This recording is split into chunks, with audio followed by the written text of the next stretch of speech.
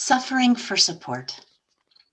Why do we feel that a certain level of suffering is required before we ask for what we want?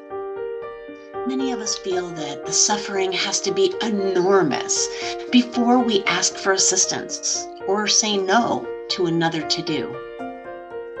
It's as if we feel that we're not worthy of assistance until our suffering is so great that we can no longer bear it alone. And so many of us think suffering is noble. The more we suffer, the greater our good nature and contribution to the world. Well, I, for one, am done with this old and outdated perspective.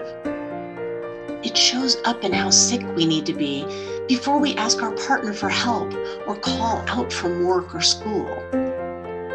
It shows up in the stories of elders telling their grandchildren how they had to walk 15 miles a day to school, uphill, both ways in the snow. It shows up in how we go the extra mile every time, even when we're never rewarded for it. We think it makes us the better person when we do this. The reality is, we simply add to our suffering, nothing more. What if we didn't have to suffer for the support we desire? What if we could address something the moment it stuck out as other than what we want in our experience? What if there was a different option? For example, a person feels that they have to pick up 25 bags of bagged dog poop, videotape the local offender, and show up at their house threatening to post it on Facebook. What if they didn't have to suffer so much along the way? This person's suffering had to be very high before they felt they had a right to ask for what they wanted. What if this person decided to address their concern the first time, not the 25th? How much less suffering would they have experienced? I've recently found myself doing this, where I feel like I have little choice or power. My local cable company has not been able to send a consistent signal to my house for months. Calls drop, Zooms are interrupted, and my live streaming is interrupted several times each hour. After 3 unsuccessful technical support visits and 3 different sets of directions from 3 different customer service agents, I was frustrated. That was the time to act. So what was it that had me wait until the 10th time before I started to share my high level of suffering? There are no other high-speed internet options where I live, and I felt that my concern, my need, what I wanted didn't matter to this company.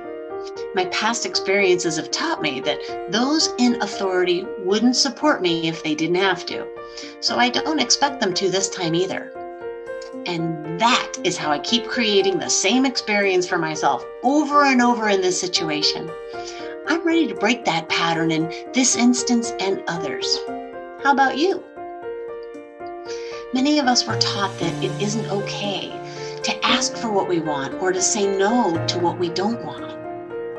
How do you use suffering to get the support you need? If there's something you want, how much suffering do you feel is necessary to get, have, and enjoy what you want? Do you feel you have to suffer with some people and not with others? For instance, can you just tell your partner you're going out with your friends to relax for the night? Or do you have to work overtime 5 nights in a row to earn permission? If there's something you don't want, how much suffering do you feel is necessary to say no to it? Does your schedule already have to have back-to-back meetings to say no to just one more? How bad does it have to get for you to be supported in what you want or don't want? If we simply speak up, recognize, and address what we want or what we don't want when it's happening, what if we did that instead? When I ask for no onions on my meal at the diner, I don't have to justify why I want this to the waiter. I just do. If they can't or don't want to accommodate my request, I go elsewhere or I change my order.